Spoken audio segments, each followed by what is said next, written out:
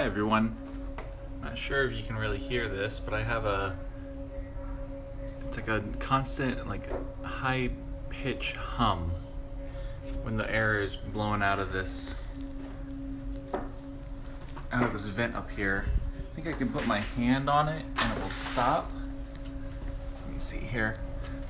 Like I can feel it vibrating if I put my hand on it. But when the air's not blowing, obviously it doesn't make that sound. How can I fix this? It's really annoying.